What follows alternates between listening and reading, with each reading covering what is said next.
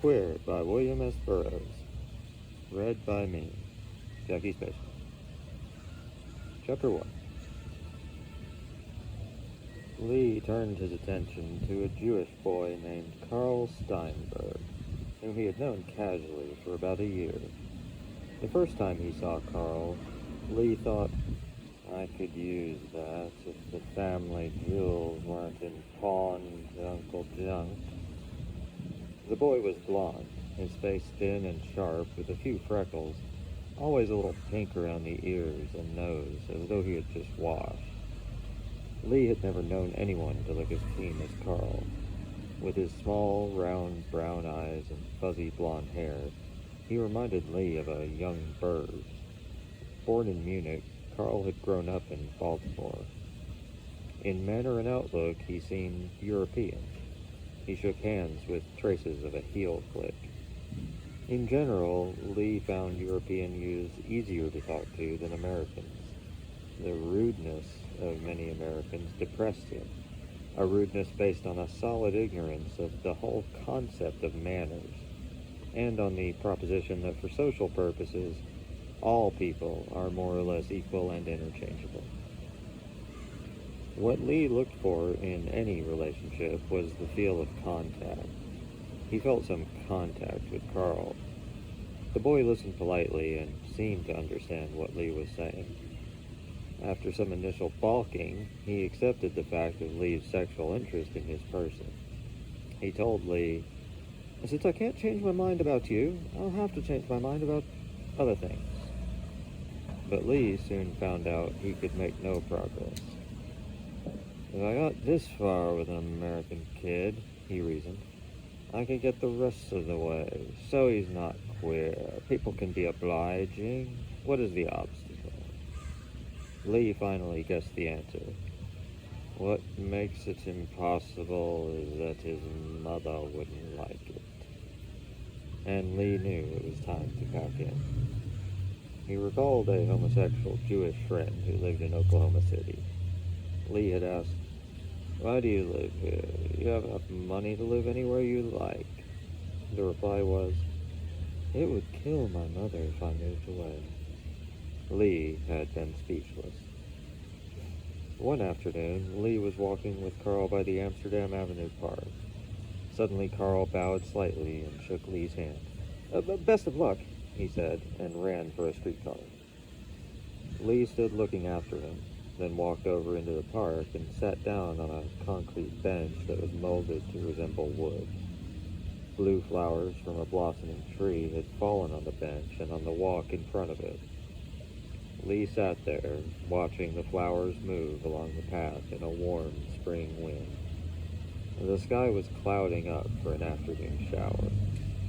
Lee felt lonely and defeated. I'll have to look for someone else, he thought. He covered his face with his hands. He was very tired. He saw a shadowy line of boys. As each boy came to the front of the line, he said, best of luck, and ran for a streetcar. Sorry, wrong number. Try again somewhere else, someplace else. Not here, not me. Can't use it, don't need it, don't want it. Why pick on me?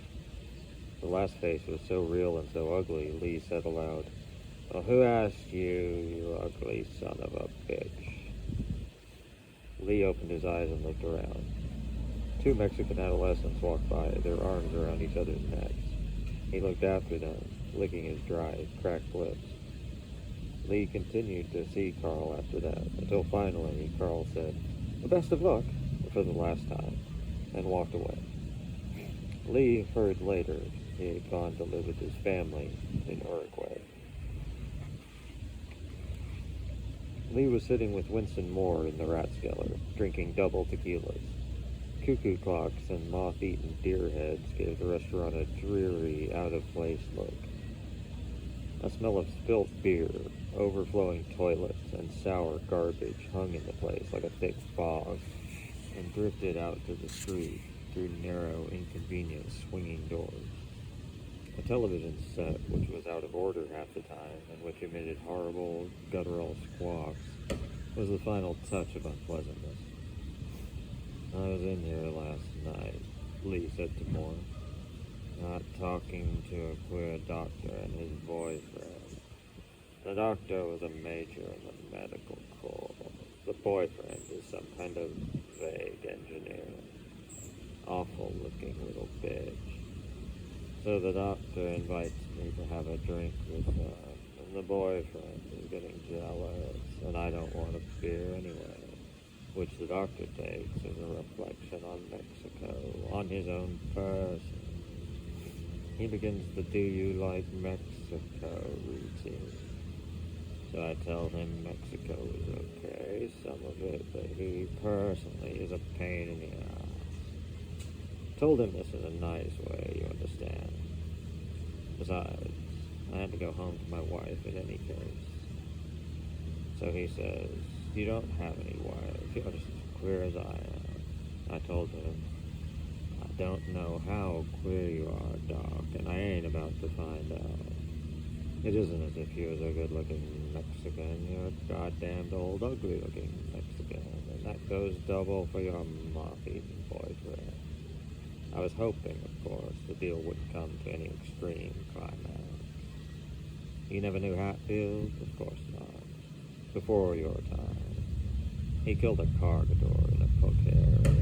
The deal cost him $500. Now, figuring a cargador is rock bottom, think how much it would cost you to shoot a major in the Mexican army. Moore called the waiter over. Yo quiero un sandwich, he said, smiling at the waiter. ¿Qué sandwiches tiene? What do you want? Lee asked, annoyed at the interruption. I don't know exactly, said Moore, looking through the menu. I wonder if they could make a melted cheese sandwich on toasted whole wheat bread. Moore turned back to the waiter with a smile that was intended to be boyish. Lee closed his eyes as Moore launched an attempt to convey the concept of melted cheese on whole wheat toast. Moore was being charmingly helpless with his inadequate Spanish. He was putting down a little boy in a foreign country routine. Moore smiled into an inner mirror, a smile without a trace of warmth. But it was not a cold smile. It was the meaningless smile of senile decay, the smile that goes with false teeth, the smile of a man grown old and stir-simple in the solitary confinement of exclusive self-love. Moore was a thin man with blonde hair that was habitually somewhat long. He had pale blue eyes and very white skin. There were dark patches under his eyes and 2 deep lines around his mouth. He looked like a child, and at the same time like a prematurely aged man. His face showed the ravages of the death process, the inroads of decaying flesh cut off from the living charge of contact. Moore was motivated, literally kept alive and moving, by hate, but there was no passion or violence in his hate. Moore's hate was a slow, steady push, weak but infinitely persistent, waiting to take advantage of any weakness in another. The slow drip of Moore's hate had etched the lines of decay in his face. He had aged without experience of life, like a piece of meat rotting on a pantry shelf. Moore made a practice of interrupting a story just before the point was reached. Often he would start a long conversation with a waiter or anybody else handy, or he would go vague and distant, yawn, and say, what was that? As though recalled to dull reality from reflections of which others could have no concept. Moore began talking about his wife. At first, Bill, she was so dependent on me that she used literally to have hysterics when I had to go to the museum where I worked. I managed to build up her ego to the point where she didn't need me, and after that, the only thing I could do was leave. There was nothing more I could do for her. Moore was putting down his sincere act. My God, Lee thought, he really believes it. Lee ordered another double tequila. Moore stood up. Well, I have to get going, he said. I have a lot of things to do. Well, listen, said Lee. How about dinner tonight? Moore said, well, all right.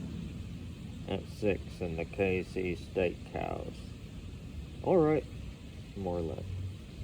Lee drank half the tequila the waiter put in front of him. He had known Moore off and on in New York for several years and never liked him. Moore disliked Lee, but then Moore didn't like anybody. Lee told himself, "You must be crazy, making passes in that direction when you know what a bitch he is. These borderline characters can out-bitch any fag." When Lee had arrived at the Casey Steakhouse, Moore was already there. With him, he had Tom Williams, another Salt Lake City boy. Lee thought, he brought along a chaperone. "I like the guy, Tom, but I can't stand to be alone with him. He keeps trying to go to bed with me. That's what I don't like about queers. You can't keep it on a basis of friendship." Yes, Lee could hear that conversation. During dinner, Moore and Williams talked about a boat they had planned to build at Ziswang. Lee thought this was a silly project.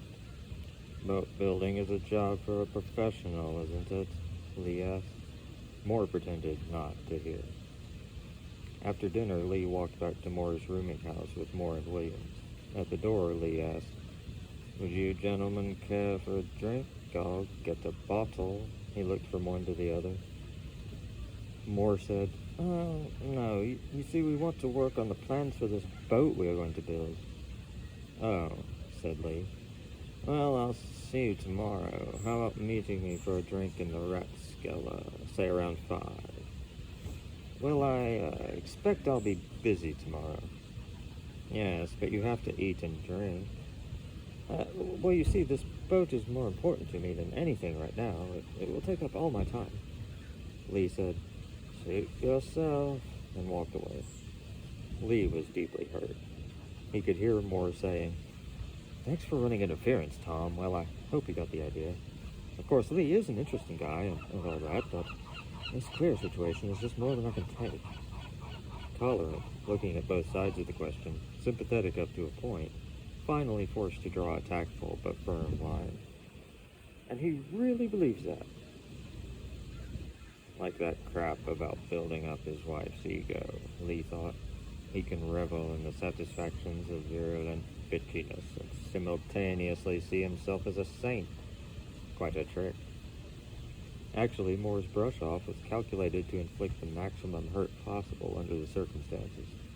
It put Lee in the position of a detestably insistent queer, too stupid and too insensitive to realize that his attentions were not wanted, forcing Moore to the distasteful necessity of drawing a diagram. Lee leaned against a lamppost for several minutes. The shock had sobered him, drained away his drunken euphoria. He realized how tired he was, and how weak, but he was not ready yet to go home.